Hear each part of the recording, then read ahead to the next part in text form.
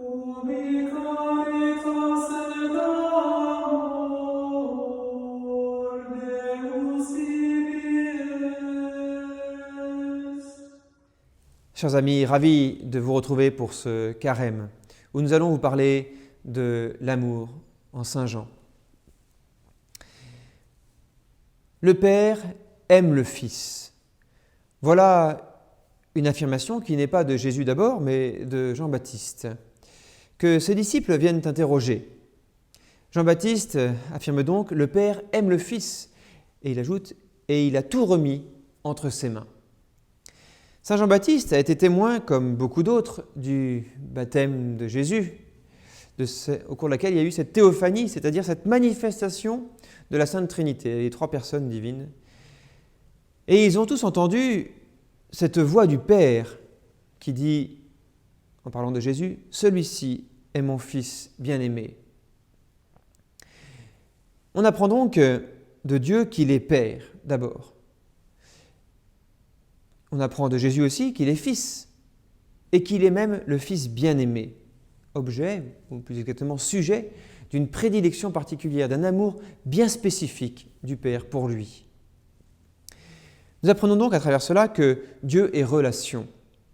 Nous sommes tous des êtres relationnels, en relation avec nos parents, avec nos conjoints, nos amis, les personnes qui nous entourent. L'homme est un être relationnel. Mais parce que Dieu d'abord est relation, et c'est même l'être de Dieu, les trois personnes divines, nous apprennent les théologiens, sont des relations subsistantes, c'est-à-dire qu'elles n'existent pas indépendamment les unes des autres.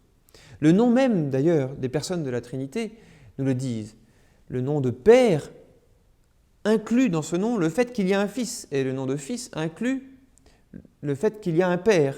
Le Père n'existe pas sans le Fils, même si c'est lui qui lui communique la vie, et le Fils n'existe pas sans le Père. Le Père aime le Fils, c'est-à-dire qu'il va lui communiquer tout ce qu'il est, tout ce qu'il a, excepté le fait d'être Père. Parce que l'amour fait tendre à l'union, il fait tendre à la ressemblance. Peut-être connaissez-vous ce célèbre tableau du couronnement de la Vierge d'Enguerrand-Carton, peint en 1454, tableau qui a cette particularité de représenter le Père et le Fils comme étant une parfaite symétrie l'un de l'autre. Nous ne savons pas qui est le Père et qui est le Fils sur ce tableau. Le peintre a voulu les représenter ainsi parce qu'il avait bien saisi cela, que le Fils est la parfaite image du Père, que le Père se dit entièrement dans le Fils, il se communique entièrement, il lui donne tout. Il lui communique le jugement, la vie, il lui a donné les disciples, le commandement, le nom divin, la gloire, il lui a communiqué le pouvoir souverain sur toute la création. Le Père aime le Fils, il l'honore, il l'exalte, il le glorifie, parce qu'il y a une grande intimité du Père et du Fils. Et c'est cette intimité que nous sommes invités à partager, intimité dans laquelle nous sommes invités à entrer, parce que nous sommes les enfants de Dieu. Nous sommes invités à partager les secrets du Père. Jésus est le Fils bien-aimé, il est le premier-né. Mais parce que nous sommes les enfants de Dieu, nous aussi, nous sommes aimés du Père, appelés à partager tous les secrets, toute cette intimité du Père.